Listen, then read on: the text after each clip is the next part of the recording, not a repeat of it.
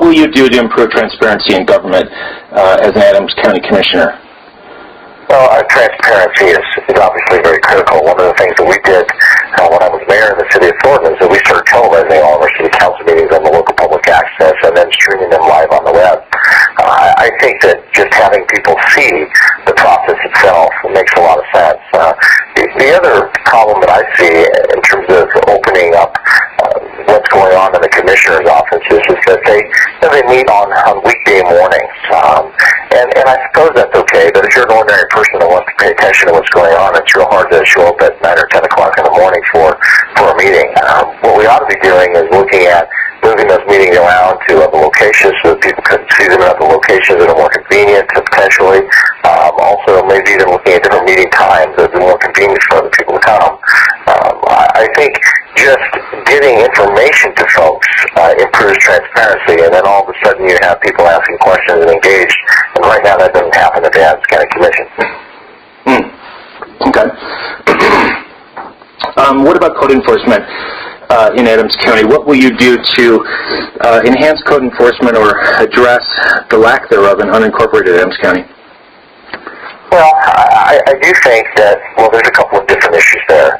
There's code enforcement that there are problems that create real blight, like, for example, graffiti, as an example. You see that all over the entire county. One of the things that I think would make a lot of sense is that if you had right-of-way areas, for example, you could have county vehicles go out and actually clean that up rather than just having it sit. Because I think when you have graffiti, it just creates more and more problems. It attracts graffiti, so to speak. With regard to other specific code enforcement, if there are rules, then frankly they need to be followed, and we need to make sure that happens. I do think that in many of the more rural areas of the county that people live in those rural areas because they don't expect to live in the same kinds of environment as a homeowners association or something like that. So the standards perhaps wouldn't be quite the same.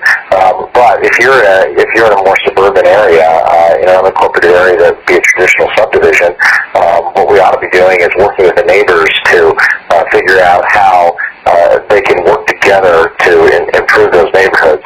At the end of the day, I think that the thing that improves things the most is if you can get people back to work, frankly. A lot of times people won't water the grass or they won't do maintenance because their income has been reduced or they don't have a job or it's a rental property or whatever it happens to be. And when people are happy and they're working, they're more likely to be able to afford to do the kinds of things that they need to do. So if we focus on that, I think a lot of the other things take care of itself. Okay. One of the hot button issues these days in Adams County has to deal with county procurement. What would you do to improve the Adams County procurement process? Well, first of all, I don't think procurement is terribly difficult. All you have to do is you have to set standards, and then you take the low bid. Unfortunately, the county's been having a little trouble with that lately.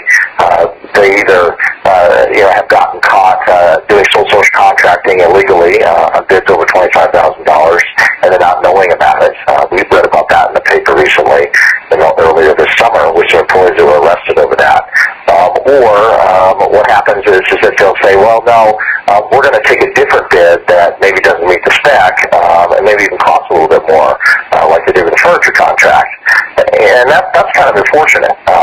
It's just a function of making sure that you have rules and you're following those rules, and not politicizing it to the point of choosing one thing over another.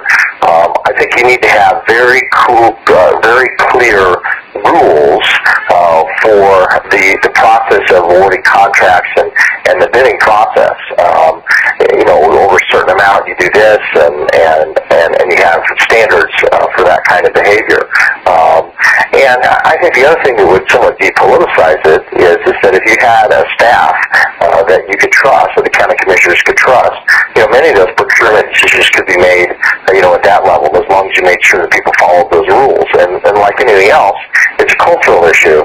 If you have rules and you're not following it, well then, you got to take action against those people to make sure that they do. There have to be consequences if they don't follow those rules. And that's that lack of oversight and management that we've had so far. Okay. Currently, you're the mayor of Thornton.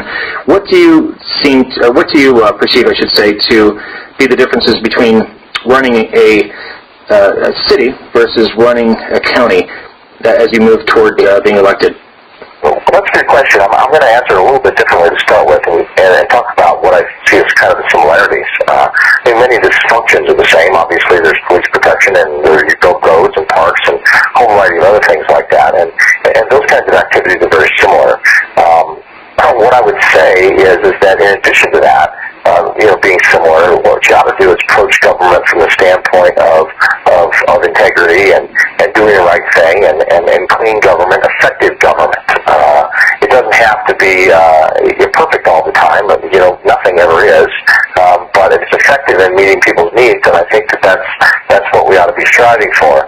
Now, in terms of the differences specifically, I can tell you that as an Adams County Commissioner, you have the luxury of taking a much broader, more regional approach.